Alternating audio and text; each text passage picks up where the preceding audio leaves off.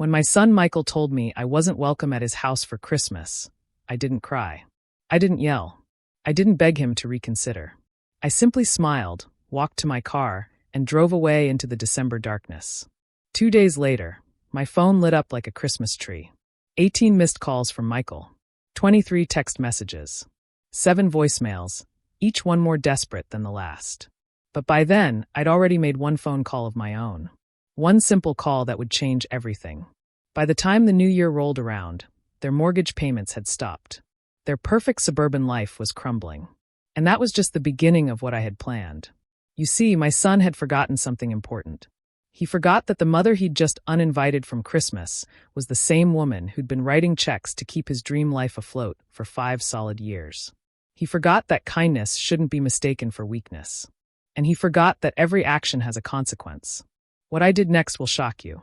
But before we continue, please subscribe to Grandma Moment and let us know in the comments where you're watching from.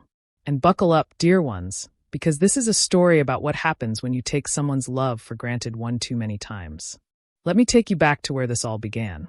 Back to a time when I still believed that sacrifice equaled love, and that giving everything meant you'd receive something in return. My name is Patricia. I'm 62 years old, and for 8 years, I've been a widow. When my husband Robert died, he left me with a paid-off house in South Spokane, a modest life insurance policy, and one son, Michael, who I loved more than my own breath. Robert and I had built a good life. Not fancy, not Instagram perfect, but solid. Real. We owned a small tile and flooring business that employed 15 people at its peak. We saved our money, paid our taxes, and believed in the old-fashioned idea that if you worked hard and treated people right, life would be fair to you. I suppose we were naive that way. After Robert passed, I threw myself into 2 things: keeping the business running and being there for Michael. He was 28 when his father died, just starting to build his own life.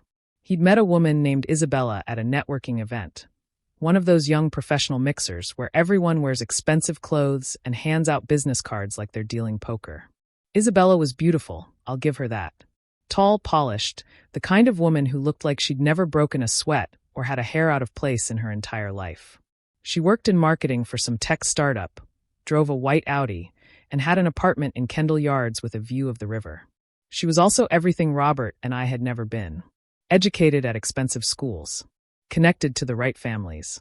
She summered in places that required you to use summer as a verb. I should have seen the warning signs then. The way she'd smile at me with her mouth, but not her eyes. The way she'd compliment my cooking, and then leave half of it on her plate. The way she'd correct my grammar in front of Michael, laughing like it was all just good fun. But I wanted my son to be happy. And Michael seemed happy with her. They got engaged in the spring of 2019. I offered to help with the wedding, because that's what mothers do. Isabella's parents, Cody and Catherine Jenkins, hosted an engagement party at the country club. I remember walking into that event wearing my best dress, the navy blue one I'd bought for Robert's funeral, and feeling every eye in the room measuring me and finding me wanting. Catherine kissed the air beside my cheeks and called me Patricia dear, in that tone that made dear sound like peasant. Cody shook my hand with 2 fingers, like he was afraid whatever I had might be contagious. But I smiled. I made small talk. I pretended not to notice when Isabella introduced me to her friends as Michael's mother, without my name, as if I were a job title instead of a person. The wedding came and went. $15,000 from my savings account to help pay for it because Isabella's parents said they'd done enough, and Michael's salary was tied up in investments. I sat in the 3rd row at the ceremony. Not the front. There wasn't room after Isabella's extended family filled the first 2 rows. And I watched my son promise forever to a woman who'd already begun erasing me from his life. After the wedding, they rented a nice apartment. Then, 6 months later, Isabella decided renting was throwing money away. They needed to buy, to build equity, to invest in their future. The problem was they didn't have money for a down payment. Not the kind of down payment required for the house Isabella wanted in the neighborhood. Michael came to me on a Tuesday evening in October. I remember because I'd just finished doing the books for the business, and I was tired. He sat in my kitchen, the same kitchen where Robert had taught him to make scrambled eggs, where we'd celebrated every birthday and holiday for 28 years. And he asked me for $47,000. Not a loan. He never actually said the word loan, though he danced around it. He needed help. He needed family support. Just this once. Just to get them started. I looked at my son's face and saw Robert looking back at me. Those same brown eyes that had watched me across the breakfast table for 30 years. How could I say no? I took out a home equity loan. $47,000 borrowed against the house that Robert and I had spent 20 years paying off. I handed Michael a check, and he hugged me, told me I was the best mother in the world, and promised he'd pay me back when things stabilized. Things never stabilized. 3 months after they bought the house, a beautiful 4-bedroom craftsman in Kendall Yards with original hardwood floors and a view of downtown, Isabella decided the kitchen wasn't up to her standards. She needed granite countertops, stainless steel appliances, custom cabinets, a professional-grade range because she decided to become a home chef. $18,000. Michael asked me to put it on my credit card. Just temporarily. He'd reimburse me by the end of the month. I'm still waiting for that reimbursement. Then came the furniture, the landscaping, the new roof after Isabella decided the old one looked tired. Each time, Michael would call with that apologetic tone in his voice, explaining how this was the last time, how they were almost caught up, how things at his work were about to improve. And I said yes. Every single time I said yes. Because he was my son. Because I'd already lost Robert and couldn't bear the thought of losing Michael too. Because somewhere deep down, I believed that if I just gave enough, loved enough, sacrificed enough, he'd see what I was doing for him and appreciate it. I was wrong. By December of last year, 5 years after that first down payment, I'd sent them $237,000. That's not a rough estimate. I know the exact amount because last January, when I finally couldn't sleep anymore from the anxiety of my emptying bank accounts, I sat down and added up every check, every credit card payment, every wire transfer. $237,468. Robert's life insurance money. Gone. Our retirement savings. Gone. The college fund we'd started for future grandchildren. Gone. All of it poured into a house where I was about to learn I wasn't welcome. December had always been my favorite month. Even after Robert died, I found comfort in the rituals.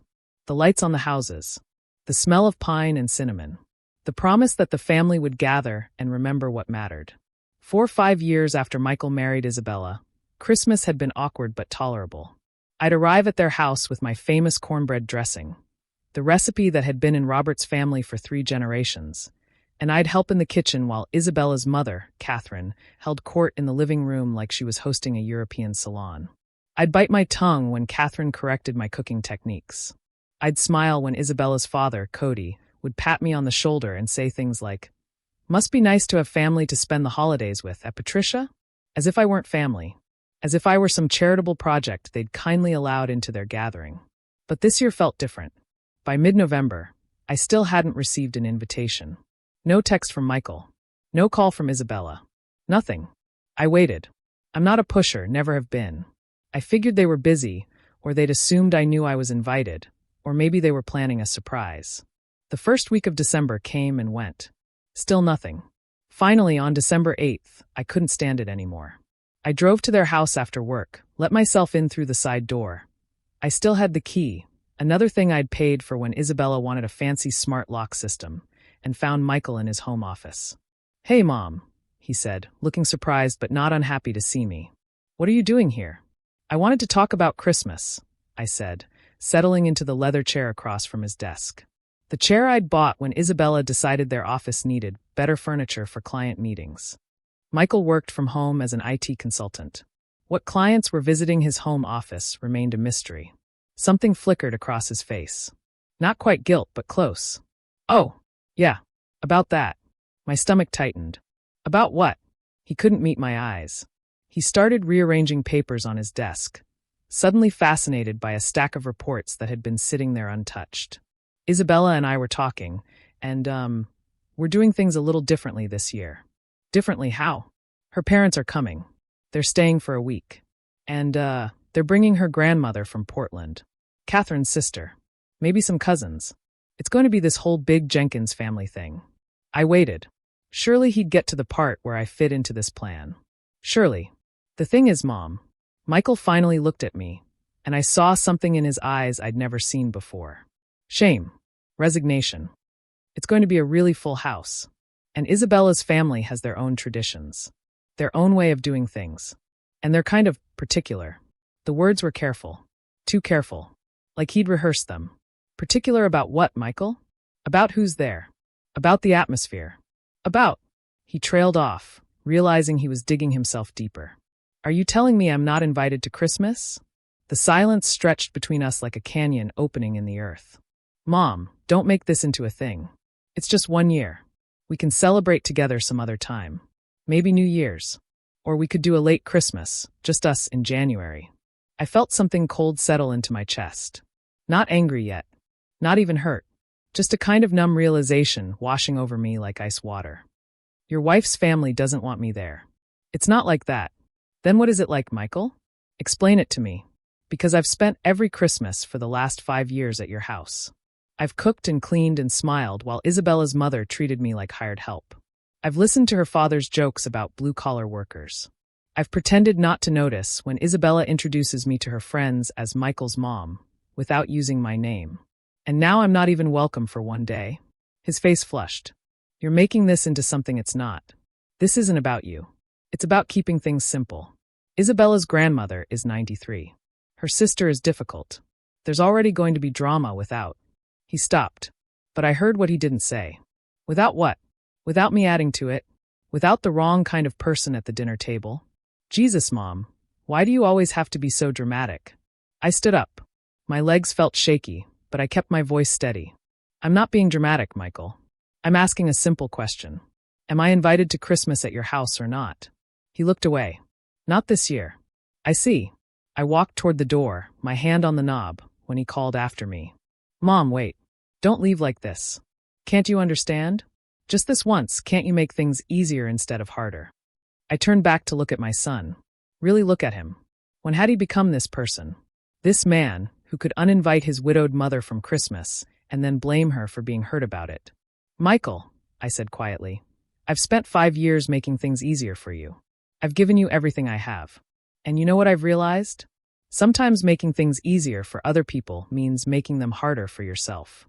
I'm done doing that. What's that supposed to mean? But I was already walking out, through their beautiful kitchen with the countertops I'd paid for, past the dining room set that had maxed out my visa, out the front door and into the December cold. I got in my car and sat there for a moment, hands shaking on the steering wheel. Michael came to the door, called my name once, then went back inside. The door closed with a soft click. Final. Absolute. That's when I knew. This wasn't about one Christmas. This was about 5 years of small cuts and quiet rejections, of being tolerated instead of celebrated, of giving everything and receiving nothing but the privilege of being allowed in their presence. I started my car and drove home. And somewhere between their driveway and mine, something inside me shifted. Hardened. Crystallized into something new. By the time I pulled into my own driveway, I wasn't sad anymore. I was angry. And I was done. That night, I couldn't sleep. I lay in bed, staring at the ceiling, watching the shadows from the streetlight outside dance across the plaster. Robert's side of the bed was cold. It had been cold for 8 years, but somehow that night it felt colder than usual. At 2 a.m, I gave up on sleep. I went to my kitchen, made myself a pot of strong coffee, and pulled out every financial document I could find. Bank statements, credit card bills, canceled checks, the home equity loan paperwork. Everything. I spread it all out on my kitchen table like evidence at a crime scene. Because that's what it was really. Evidence of a crime I'd committed against myself. Starting with the down payment in 2019, I began to write it all down. Not roughly. Not approximately. Exactly. December 2019, down payment for the house. $47,000 from my home equity loan. March 2020, kitchen renovation. Isabella's first project. $18,347 on my MasterCard. Still carrying that balance, by the way. The interest alone had probably added another $3,000 over the years. July 2020, Michael lost his job. I didn't even know that's what the money was for until later. He'd called it a temporary cash flow problem. I'd sent him $3,000. Then another $2,000. Then $1,500 for unexpected expenses. November 2020, Thanksgiving was at their house. Isabella wanted new furniture so it would look nice for guests. Dining room set from Pottery Barn. $4,200. She'd pointed it out on her laptop, shown me the picture, and said it would mean so much to be able to host properly. I'd put it on my already struggling credit card. February 2021. They needed a new roof. The old one was an eyesore, according to Isabella. Never mind that it was perfectly functional. It didn't match her vision. $12,000. This time, I'd taken a cash advance against my credit card. The fees were brutal. I was still paying for that roof. May 2021, landscaping. Isabella wanted a proper garden for summer entertaining. Professional landscapers. Sprinkler system. Decorative stones. $7,800. August 2021. This was when things really accelerated. Michael called me with what he described as an amazing opportunity. He'd gotten a new job, but the pay structure meant he'd be commission-based for the first few months. They needed help with the mortgage until his first big commission check came through. Just for a few months, Mom. Just until I get established. That's when the monthly payments started. $2,800 every single month. On the 15th. Like clockwork. Set up as an automatic transfer from my checking account to theirs. I thought it was temporary. I really did. I thought Michael would call after a month or two and tell me to stop the payments, that he'd gotten his commission, that everything was fine now. But he never called. And I never asked. I just watched the money leave my account every month like water flowing downhill. Easy. Automatic. Unstoppable. 2021. 7 months of payments. $19,600. 2022. 12 months of payments. $33,600. Plus another $6,000 in random requests. New furniture. A refrigerator that stopped working. Property taxes they temporarily couldn't cover. Vet bills for the dog Isabella had to have. 2023. 12 more months. $33,600. Plus $8,400 for miscellaneous expenses. New tires for Isabella's car.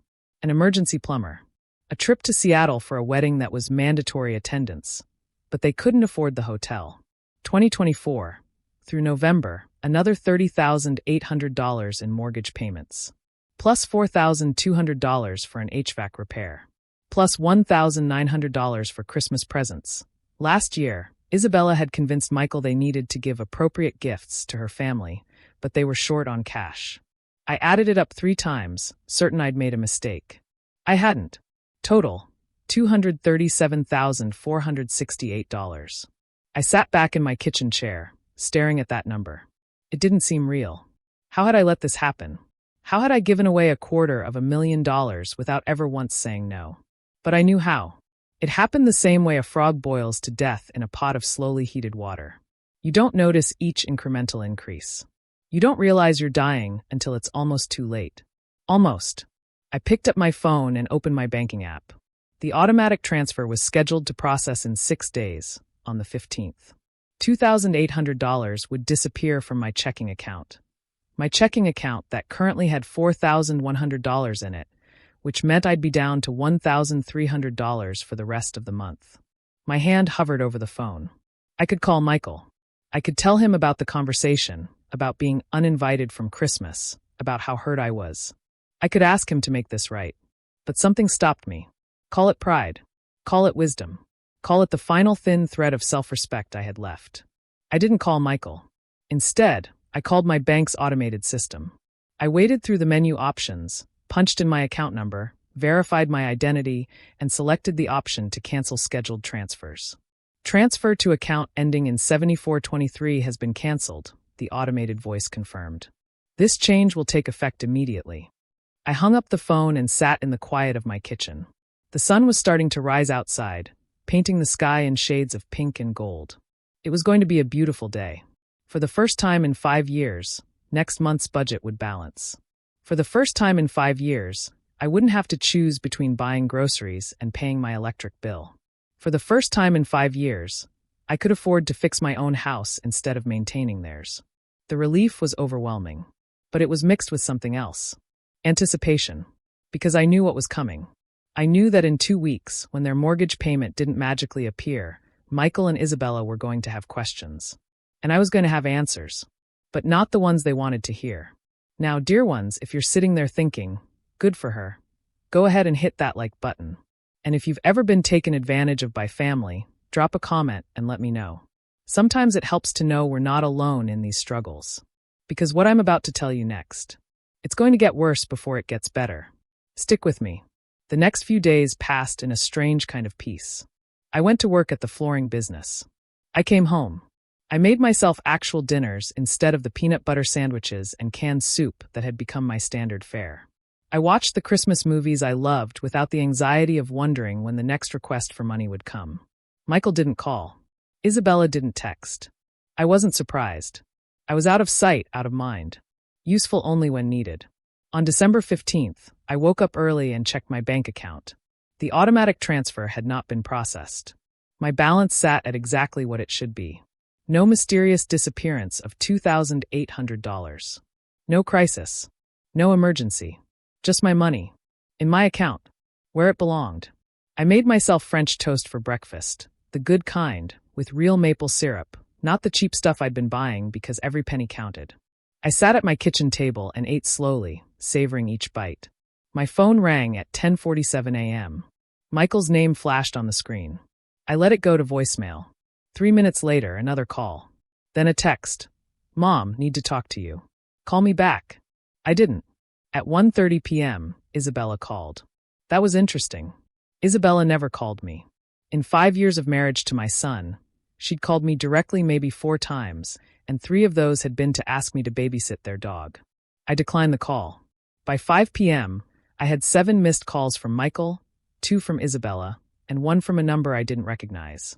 The texts were escalating from call me to mom, this is important, to we need to talk ASAP. I made myself dinner. Chicken marsala, a recipe I hadn't made since Robert died because it felt too special for eating alone. But I wasn't celebrating aloneness anymore. I was celebrating freedom. December 16th brought more silence from me and more desperation from them. 11 calls. 16 texts. The voicemails were getting longer, more concerned. Michael's voice was taking on that edge of panic I recognized from when he was a child and had broken something expensive. Mom, seriously, where are you? I went by your house, and your car wasn't there. Are you okay? Please call me back. This is important. Of course, it was important. The mortgage was due. And for the first time in 5 years, they were going to have to pay it themselves. I spent that day at the Botanical Gardens, walking through the winter conservatory, looking at tropical plants that bloomed despite the December cold outside. A metaphor I wasn't subtle enough to miss. That evening, I finally listened to one of the voicemails. Michael's voice was strained, trying to sound casual but failing. Hey Mom, so, I'm looking at the bank account, and the transfer didn't go through on the 15th. I'm sure it's just a technical glitch or something. But can you call the bank and fix it? We need to make the mortgage payment by the 20th, or we get hit with a late fee. A technical glitch. That's what 5 years of sacrifice had become. A technical glitch. I deleted the voicemail without responding. December 17th. 18 calls. 23 texts. Now, Isabella was leaving voicemails too, her voice tight with barely controlled irritation. Patricia, this is Isabella. I don't know what's going on with you, but we need you to transfer the mortgage money immediately. This is ridiculous. You can't just ignore your responsibilities to this family. My responsibilities to this family. I played that message 3 times, marveling at the audacity. The sheer, breathtaking entitlement of it. I still didn't call back. That afternoon, I went to my lawyer's office. Ted Morrison had handled Robert's will and had helped me with the business when Robert died. He was old school, late 60s, the kind of lawyer who still wrote notes on yellow legal pads. Patricia, he said when his secretary showed me in. Good to see you. What can I do for you? I pulled out my folder of bank statements, receipts, and documentation. Ted, I need to know my legal obligations regarding the money I've given my son. He raised his eyebrows but didn't comment. Just put on his reading glasses and started going through the documents. It took him 20 minutes, during which the only sound was papers rustling and his occasional grunt of surprise. Finally, he set down the last statement and looked at me over his glasses. Patricia, I have to ask, did Michael sign anything? Any promissory notes? Any written agreements to pay you back? No, it was all verbal. Family helping family. And these monthly mortgage payments. Do you have any ownership stake in the property? No, my name isn't on the deed. I was helping them until they got on their feet. Ted removed his glasses and rubbed the bridge of his nose. I see. Well, legally speaking, everything you've given them is considered a gift unless you can prove otherwise. Without written agreements, you have no legal recourse to demand repayment. My stomach sank. So I just lost all that money? In the eyes of the law, yes. However, he held up a finger. You also have absolutely no legal obligation to continue giving them money. These mortgage payments? You can stop them anytime you want. They have no legal claim to your financial support. Even though they're expecting it, expectation isn't a legal contract. If they've become dependent on your generosity, that's their problem, not yours. You don't owe them a dime. He leaned forward. Patricia, off the record? Cut them off. People who take advantage of family like this don't stop until you make them stop. I left his office feeling lighter. The money was gone, yes. But the future was mine. That evening, as I was making myself soup, real soup from scratch, with vegetables I'd actually had money to buy, someone started pounding on my front door. Not knocking. Pounding. I looked through the peephole and saw Michael. His face was red, his hair disheveled. He looked like he'd been running. I opened the door. Mom. Thank God. He pushed past me into my living room. I've been calling you for 3 days. Why haven't you answered? I've been busy. Busy. He spun around to face me. Mom, the mortgage is due tomorrow. The money didn't transfer.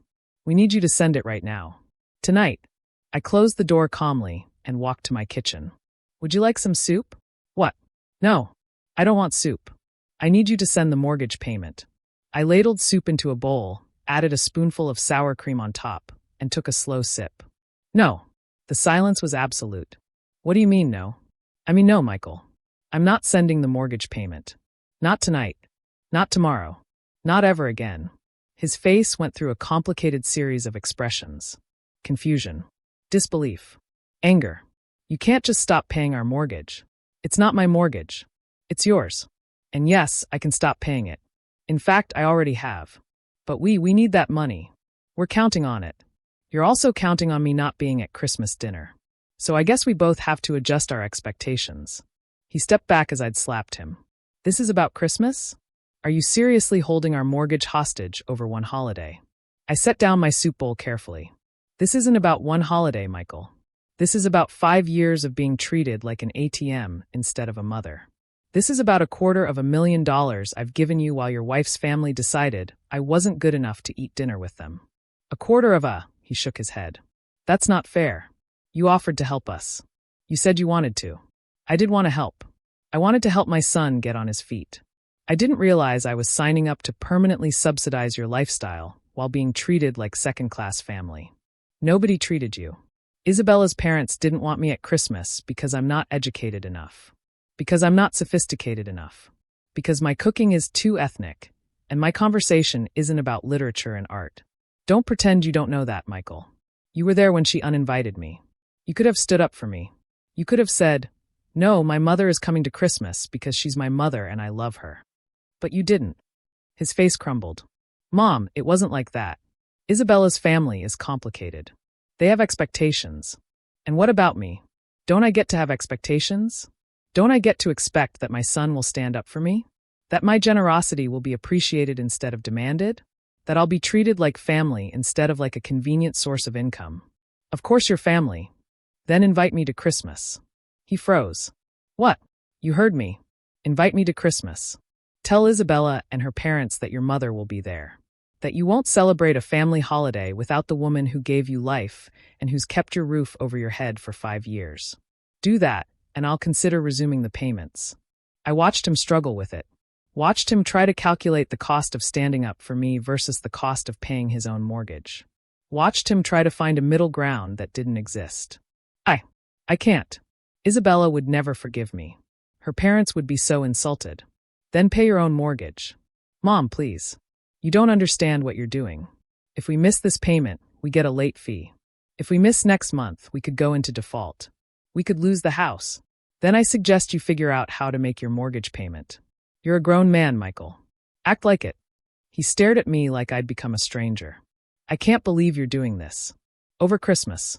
You're going to let us lose our house over one dinner. I'm not doing anything to you, Michael. I'm simply stopping doing something for you. There's a difference. I walked to the front door and opened it. Now, if you'll excuse me, my soup is getting cold.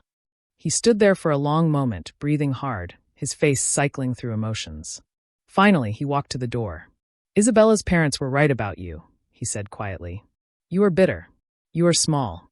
You're doing this because you're jealous of what we have. What you have, I said calmly, is a mortgage payment due tomorrow and no way to pay it. Good night, Michael. I closed the door in my son's face and turned the deadbolt. Then I went back to my kitchen, reheated my soup, and ate every single bite. It was delicious. Christmas week arrived like a storm I'd been watching on the horizon. I'd been preparing for it. Unlike my son, I'd learned to plan. I spent Christmas Eve at my neighbor Rosa's house. She was a widow too, had been for 6 years, and we'd formed a quiet friendship over shared grief and casserole recipes. Her daughter was visiting from Seattle with 3 grandchildren who filled the house with noise and laughter and the beautiful chaos of a real family gathering. Nobody questioned my presence. Nobody made me feel like I needed to earn my seat at the table. Rosa's daughter, Carmen, hugged me when I arrived and said, "Rosa talks about you all the time. I'm so glad you could come." That's when I realized I'd been starving. Not for food. For this. For being wanted instead of tolerated. For being welcomed instead of accommodated. We ate tamales and pozole and tres leches cake. We played loteria with the kids. We laughed at Carmen's husband's terrible jokes. And when Rosa raised her glass at midnight to toast to family, the one we're born with and the one we choose, I felt tears on my face for the first time in weeks. These were good tears. Healing tears. Meanwhile, across town, I later learned a very different Christmas was unfolding. Michael called me 6 times on Christmas Day. I didn't answer. Isabella left 2 voicemails that I deleted without listening. Even Cody Jenkins tried calling from a number I didn't recognize. I only knew it was him because he left a voice message, his tone pompous and threatening, talking about family obligations and disappointing behavior. The irony was not lost on me. I found out later, through a mutual friend who knew someone in their neighborhood, what had happened at the Jenkins Christmas dinner. Apparently, the mortgage crisis had come to a head on December 20th, 3 days before their big holiday gathering. Without my payment, Michael and Isabella had scrambled to cover the mortgage themselves. They didn't have it. Their checking account, which should have had Michael's full salary in it, was apparently nearly empty, drained by the lifestyle they'd maintained, because they'd always had my $2,800 cushion to fall back on. They'd gone to Isabella's parents for help. Cody had apparently lectured them for an hour about financial responsibility and living within their means. The same man who'd spent his career managing other people's money apparently had strong opinions about handouts. He'd refused to help. Said they needed to learn to manage their own affairs. The delicious irony? Isabella's parents had money. Plenty of it. They could have written a check without blinking. But they didn't. Because, unlike me, they understood that enabling your children doesn't help them. It cripples them. So Michael and Isabella had done what they'd sworn they'd never do. They'd taken a cash advance on their credit cards at 24% interest to cover the mortgage. And then, because they needed to keep up appearances for the Christmas gathering, they'd spent another $3,000 on food, wine, and decorations. By Christmas morning, they were $12,000 deeper in debt, their credit cards were maxed out, and they were facing the reality that next month's mortgage payment was 26 days away with no solution in sight. The Christmas dinner itself, I heard, was tense. Isabella was snapping at Michael. Michael was drinking too much. Cody kept making pointed comments about young people today and fiscal responsibility. Catherine complained that the roast was overcooked. And at some point during the evening, Isabella apparently broke down crying and confessed to her parents that they'd been relying on Michael's mother for mortgage payments for 5 years, and I'd cut them off with no warning. The reaction, I was told, was not sympathetic. Cody had apparently exploded. How could they have been so stupid? How could they have built their budget around someone else's charity? What were they, children? Catherine, ever the social climber, had been more concerned with how it looked. You've been taking money from that woman? My God, Isabella, do you know what people would say if they knew? The evening had ended early, with half the guests making excuses to leave and Cody telling Michael he'd raised Isabella better than this. Meanwhile, I was sleeping soundly in my own bed for the first time in years, not worried about whether my checking account would cover next month's bills. The week between Christmas and New Year's brought escalation I hadn't entirely predicted. On December 27th, I received a certified letter. I signed for it with a sinking feeling, already knowing what it would say. I was right. It was from a lawyer. Not a big firm, but one of those strip mall operations that handle small claims and debt collection. The letter informed me that I was being sued for breach of verbal contract and promissory estoppel. Fancy legal words that meant Michael and Isabella were claiming I'd promised to pay their mortgage, and they'd relied on that promise. I called Ted Morrison. "Did you expect this?" he asked after I read him the letter. "Not really. I thought Michael had more pride. Pride is expensive. Desperation is cheap. Don't worry about this, Patricia. They don't have a case. No written contract, no witnesses to any promise, and a clear pattern of gifts, not loans. This is a Hail Mary from a desperate position. So I don't need to worry? I'll handle it. It'll cost them more in legal fees than they'll ever recover. They're just trying to scare you into resuming payments." Ted was right. The lawsuit went nowhere. 3 weeks later, it was dismissed with prejudice, and Michael and Isabella were ordered to pay court costs. But that came later. What happened next was worse. On December 29th, the newspaper article appeared. I was having coffee at my kitchen table when my phone started buzzing with texts from friends I hadn't heard from in months. "Is this true? Are you okay? Call me." Confused, I opened the Spoken Reviews website. And there, in the local interest section, was my face. An old photo from my business website. And above it, a headline. "Local woman abandons family during holidays, leaves son facing homelessness." My hands went numb. The article was a masterpiece of manipulation. It painted Michael and Isabella as a struggling young couple, trying to make ends meet, who'd relied on family support that was suddenly and cruelly withdrawn without warning during the Christmas season. There were quotes from Cody Jenkins. "This is a woman who's shown a pattern of unstable behavior. We're concerned for her mental health and for the safety of our family." From Catherine, "It's heartbreaking to watch young people lose their home because someone decides to be vindictive over a simple misunderstanding." From Isabella, "All we asked was for one holiday to be with my family. And this is how she punishes us. By trying to make us homeless." Michael was quoted too. "I don't understand what happened to my mother. She used to be so loving. Now she's doing this to hurt us."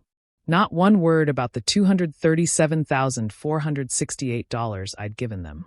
Not one mention of being uninvited to Christmas. Not one acknowledgement of 5 years of financial support. Just me, the villain. The unstable old woman who'd abandoned her family out of spite. I sat at my kitchen table, reading and rereading the article, feeling something build inside me that was hotter than anger, purer than rage. They'd tried to destroy me publicly. They'd tried to turn my community against me. They'd gone to the press with lies because they couldn't handle the truth. Big mistake. I picked up my phone and called Ted Morrison. "How fast can you schedule a press conference?" "A press conference?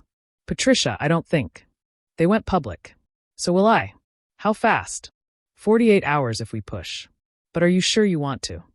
I've never been more sure of anything in my life. The next day, I spent 6 hours at Ted's office preparing. We organized every bank statement, every canceled check, every receipt. We printed out Isabella's social media posts. The ones where she showed off her expensive purses and vacation photos, always tagged with #blessed and #grateful-for-family. We pulled property records showing the house value. Now worth $680,000, with only $340,000 left on the mortgage. They had real equity. They weren't facing homelessness. They were facing accountability. And we scheduled a press conference for December 31st, New Year's Eve. Perfect timing.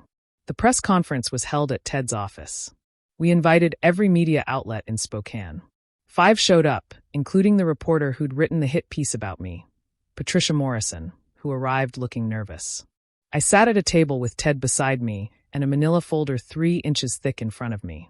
"Thank you for coming," I began, my voice steady. "My name is Patricia Flores, and I'm here to respond to the article that ran in the Spoken Review 2 days ago." I opened the folder and pulled out the first document. This is a bank statement from December 2019, showing a withdrawal of $47,000 from my home equity loan. That money went to my son Michael and his wife Isabella as a down payment for their house. I placed it in front of the cameras and pulled out the next document. This is a credit card statement from March 2020, showing an $18,347 charge for their kitchen renovation. Document after document. Receipt after receipt. A paper trail of generosity that had been repaid with betrayal. In total, I said, looking directly at Patricia Morrison, over 5 years, I gave my son and his wife $237,468. Not loaned. Gave. These were gifts made out of love to help them build their life. I paused and pulled out the final document.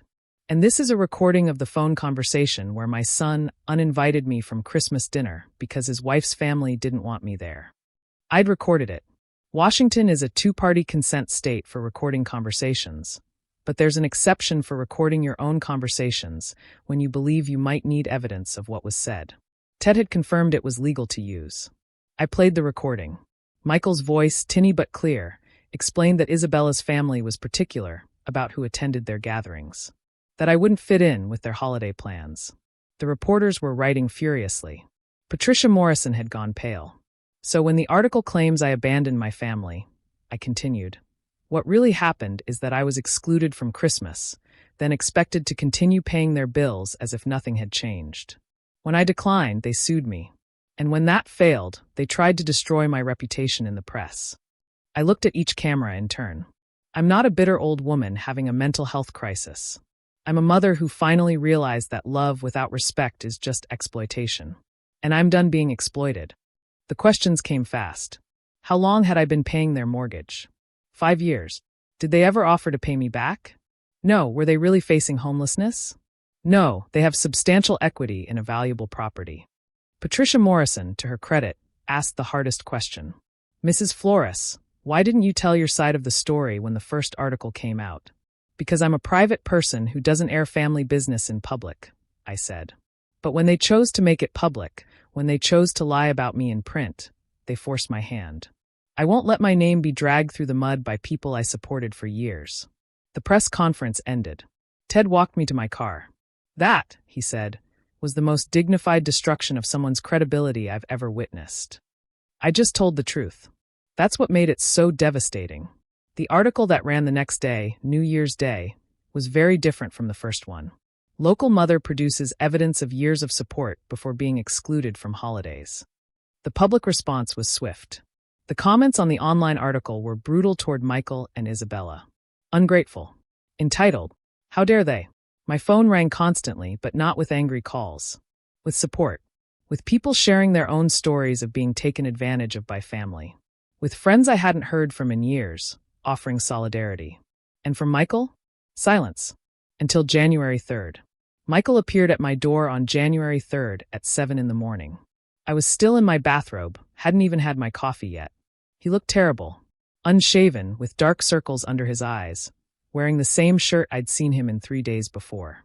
Mom, he said when I opened the door. Please, can we talk? I let him in. Not out of forgiveness. Out of curiosity. He collapsed onto my couch like a marionette with cut strings. It's all falling apart, he said. Everything. I made coffee. Poured him a cup. Sat across from him and waited. Isabella's parents won't speak to us. They're humiliated. The lawsuit was their idea, by the way. I told them it was stupid, but Cody insisted you'd cave under pressure. He laughed, bitter and broken. He doesn't know you at all. No, I agreed. He doesn't. Isabella's friends have all distanced themselves. Nobody wants to be associated with us after the second article. Her Instagram is getting destroyed in the comments. People calling her a gold digger, a user, a spoiled brat. I sipped my coffee and said nothing. We're going to lose the house, Mom. We can't make the payments. My credit cards are maxed out. We're drowning. He looked up at me with red-rimmed eyes. Please. I know I don't deserve it. I know I treated you horribly. But I'm begging you. Please help us one more time. No. Mom. Michael, stop. I set down my coffee cup. You want to know what the worst part of all this is? It's not the money. It's not even being uninvited from Christmas. It's that you're sitting here, right now, asking for help, and not once have you actually apologized. He blinked. I said I know I don't deserve it. That's not an apology. That's you acknowledging reality in hopes of getting what you want. But you haven't actually said you're sorry. You haven't acknowledged what you did wrong. You just want me to fix your problem. Silence. Here's what's going to happen, I continued. You're going to leave. You're going to sell that house and pay off your debts. You're going to find a place you can actually afford. You're going to learn to live within your means. And maybe in a few years, after you've proven you can stand on your own 2 feet, we can talk about rebuilding our relationship. And if I can't do all that, then you'll learn a very expensive lesson about consequences. He stood up slowly. Isabella was right. You are cold. No, Michael. I'm done being warm to people who only see me as a heat source. There's a difference. He walked to the door, then turned back. The mother I knew would have helped me, no matter what. That's what mothers do. The mother you knew, I said quietly, died a little bit every time you took her generosity for granted. You're just now noticing because the corpse has stopped being useful. He flinched as I'd hit him. Good. Maybe pain was the only thing that would get through. After he left, I sat in the silence of my house for a long time. It didn't feel empty anymore. It felt peaceful. 6 months have passed since that January morning. It's June now, and Spokane is beautiful in that way it only is in early summer, green and warm and full of promise. Michael and Isabella sold their house in March. They made a profit, actually, enough to pay off their debts and put a small down payment on a modest 3-bedroom ranch in a less expensive neighborhood. Michael's still doing IT consulting. Isabella got a new job at a smaller firm with a lower salary but better stability. I heard all this through Rose's network of neighborhood gossip. Not from Michael. He hasn't called. Isabella's parents, from what I understand, still aren't speaking to them. The humiliation of the public exposure was too much for Catherine's social climbing sensibilities. Cody apparently wrote them a letter about learning to stand on your own 2 feet. The same lecture he could have given them years ago, but didn't because it wasn't his money being used. As for me, I'm thriving. I used some of my newfound financial breathing room to finally take that trip to Mexico I'd been putting off for 8 years. I spent 2 weeks in Puerto Vallarta, staying in a little hotel Rosa recommended, eating street tacos and swimming in the ocean, and remembering what it felt like to be Patricia, not just Michael's mother. I'm dating someone, a man named James, whom I met at a small business owner's networking event. He's a widower too, owns a bookstore downtown. We have coffee every Thursday and sometimes dinner on Saturdays.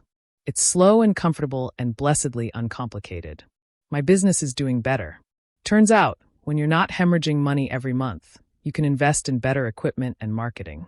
We hired 3 new installers last month. And yesterday I got a letter, handwritten, in Michael's messy scrawl that I'd recognize anywhere. I haven't opened it yet. It's sitting on my kitchen table right now, next to my morning coffee, and I'm not sure I'm ready. Part of me wants to tear it open immediately. Part of me wants to throw it away without reading it. Part of me wants to wait until I'm feeling strong enough to handle whatever's inside. Because here's what I've learned in the last 6 months. Forgiveness isn't the same as reconciliation. I can forgive Michael for taking advantage of me. I already have, actually, because carrying that anger was exhausting. But forgiveness doesn't mean going back to the way things were. It doesn't mean opening my wallet or my home or my heart to people who've proven they'll exploit all three. Maybe Michael's letter is a real apology. Maybe it's another request for help. Maybe it's somewhere in between. I'll read it eventually. Just not today. Today, I'm having coffee with James. Tonight, I'm going to Rosa's for dinner. Her grandson is visiting and wants to hear stories about what Spokane was like when I was young. Tomorrow, I'm interviewing a new office manager for the business. My life is full. Not with obligation or duty or the exhausting work of trying to earn love from people who should give it freely. It's full of choices I'm making for myself, of relationships with people who value me, of quiet mornings in a house that's truly mine. Michael was right about one thing. The mother he knew is gone. But he was wrong about why that's sad. She's gone because she finally learned to put herself first. And that's not tragic. That's liberation. If you take anything from my story, dear ones, let it be this. Your love is valuable. Your generosity is precious. Your time and energy and financial support are gifts, not obligations. And anyone who can't appreciate those gifts doesn't deserve them. It took me $237,468 and 5 years to learn that lesson. I hope you learn it cheaper and faster than I did. If this story resonated with you, please give it a like and subscribe to Grandma Moment for more real stories about family, boundaries, and finding your strength. And let me know in the comments, have you ever had to cut off someone you loved because they were taking advantage of you? How did you find the courage? I read every comment, and your stories help others feel less alone. In the next video, I'll tell you about the woman who discovered her daughter was stealing her identity for 15 years, and the brilliant way she turned the tables. Click the video on your screen to watch that story now. This is Grandma, reminding you, never set yourself on fire to keep someone else warm. You deserve better than that. Now, if you'll excuse me, I have a letter to decide what to do with. Until next time, dear ones.